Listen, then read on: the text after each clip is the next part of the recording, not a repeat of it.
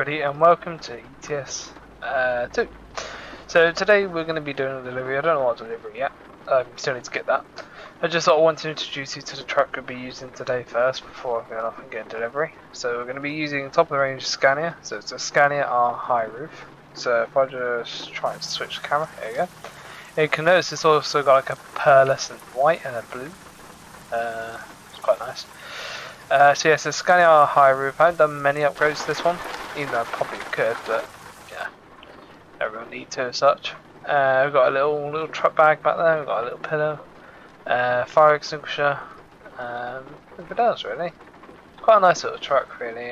Scania's meant to be the sort of top of the range trucks in the UK. It tends to be used a lot for long hauls, and obviously go through a place like Germany and whatever. Anyway, without further ado, I'm going to start up and we will go to our nearest location, which should be pretty close. It's usually usually a place every city. So if we turn right, I believe, we should be on our way. Right, so let's get off, I guess. Better just turn the wipers on too. So there we go, nice. And should on that first. Should above that. That's. Don't just love wipers. Right. That'll do. Right, let's head off to our right then, I believe. So you can also notice these trucks tend to be quite quiet as well. Even when driving, they're pretty quiet. So, they're not bad trucks. In the sense of they're not too noisy. So I'm probably going to do this journey in little bits, because then imagine a lot of journeys in Euro Truck can last up to 24 hours, sometimes more. Or not in, obviously in real life, but in game it can be that long. And I just hit the curb by accident. Right, let's turn off here then. Oh, that was a bit of a ski with turn then. Don't know why I did that. Let's go. So I am using an Xbox Series X controller to do this. Play this with, just because I find playing a keyboard, you have no control over the sensitivity of the throttle, so it's really easy to speed.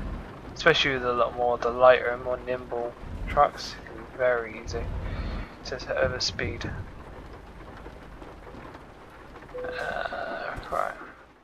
Right, let's have a look, see what we've got. So I'm going to try and pick one that's fairly long. 15 hours isn't bad actually. So Belgium, oh nice. I don't spend that much time in Belgium. As you can see, I haven't really explored that much on the map yet. So I'll do Belgium. So I said this will be in parts, so probably not going to go too far in this round. I'll probably go to about, don't know now, let's see how many miles it is. Shouldn't look when we check that, but see there. Alright, there we go, we're locked. Right, so 700 miles. I'll probably do it. Probably stop at about 650. So it's not going to be a very long video. Granted, you might see me speed as well. So sometimes it's not always easy to control. But for the most part, using a controller does definitely help control it.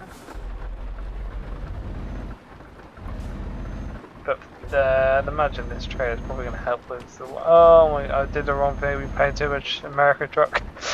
Whoopsie.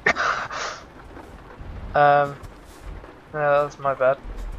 It's not even. What makes it even worse is I live in the UK, so I should know automatically just to drive on the left-hand side without even thinking about it. But, there you go. Right, let's just turn the lights on. There you go.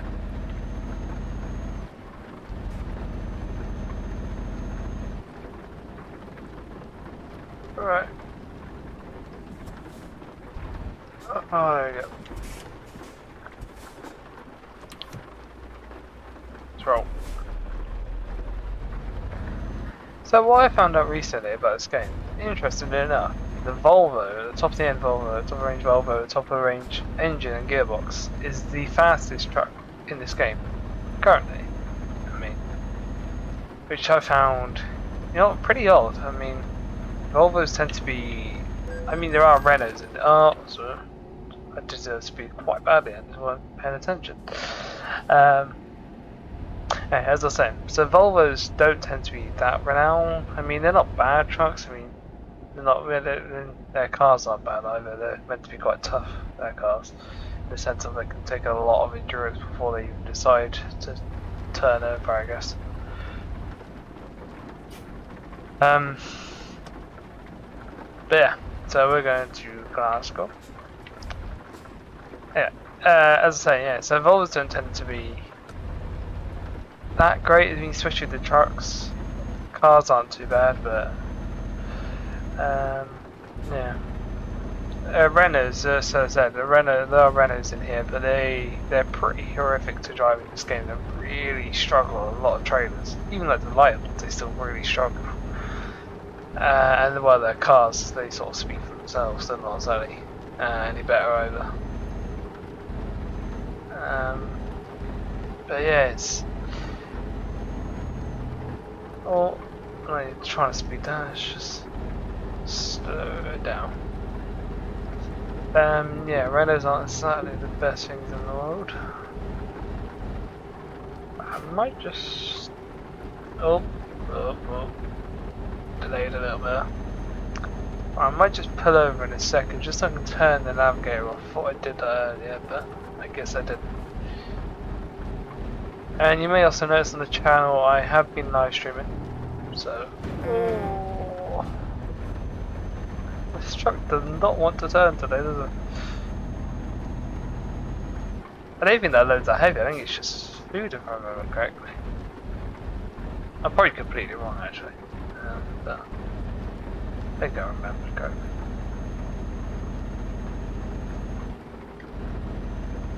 But yeah, I definitely found the ETS is a little bit more, I don't know, I think because I like it a little bit more than ATS just because it's more close to home. I sort of understand a lot of the landmarks and whatever. The countryside's a lot more, how to explain it, the landmarks, the scenery, it's all very homely, I guess, to me. In ATS, I did notice something in American trucks, a lot of American trucks in general, in real life, tend to always be that very distinct shape. All have that very similar shape in mind, even like the Volvos, which is not an American company. They always tend to have that distinct shape. I guess UK trucks do as well, they're very sort of box. That's sort of how they're made. But yeah, so I did notice it's a bit weird.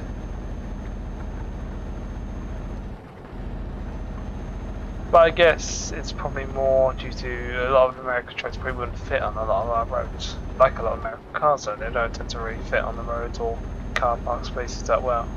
Due to British cars tend to be quite small, they're quite more compact. Even like the Land Rovers, things like that, tend to be a lot more compact. I mean, I guess if you go for like a Land Rover Discovery like the originals, which were made in Britain, then obviously Land Rover got sold to America, then they went to Range Rover and so on and so forth. Let's try to slow this down a bit. There we go. It's catching way too much speed, way too quickly. I bet he's touching the trigger as well. Anyway, I might also be playing this with a steering wheel at some point. I might even try it before I do it with a steering wheel because I do have a steering wheel, but I might. Oh, right. I used my headlights, I didn't realise.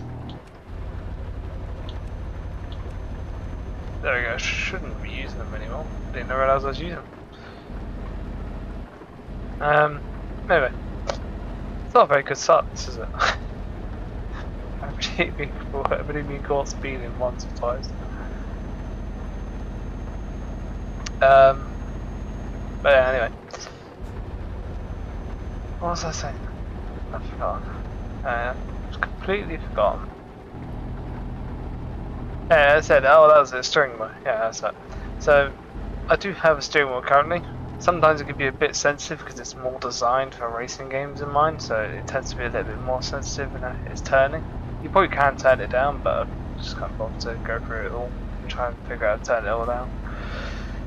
But I am getting another one, which I think is meant to be a little bit more designed for these sort of games, more simulation games, so the steering tends to be a little bit more lighter, so less sensitive.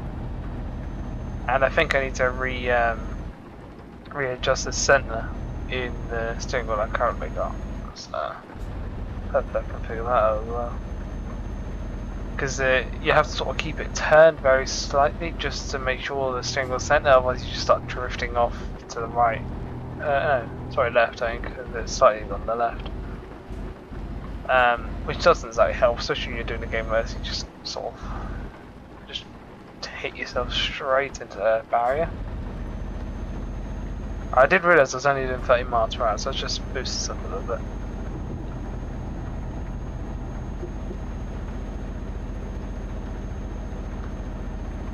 But yeah. I do tend to watch a lot of Squirrel, so if you don't know who Squirrel is, he tends to do a lot of videos with simulation games in general, so he done My Summer Car, which I do have, and that game I'd never do on YouTube because, well, not that I get monetized or anything because I've got enough subscribers or anything like that. It's more because it's a game which can really push you to your very limits. I mean, that game. So, I mean, I did do like a very test stream, a very quick little stream on it, but it's so when it's been that big, it's just more testing whether the stream all system all worked. And I've also set it so it has a slight delay, so what I'm seeing is obviously a little bit more updated to what you're seeing. And it's more, if I ever play like an FPS or decide to do an FPS, it will work better. So you won't, if someone decided to jump in the stream, jump in the same game, try and kill me, whatever. Or in other words, it's just called stream sniping, but it prevents that. So it's like a 2, maybe 5-second delay.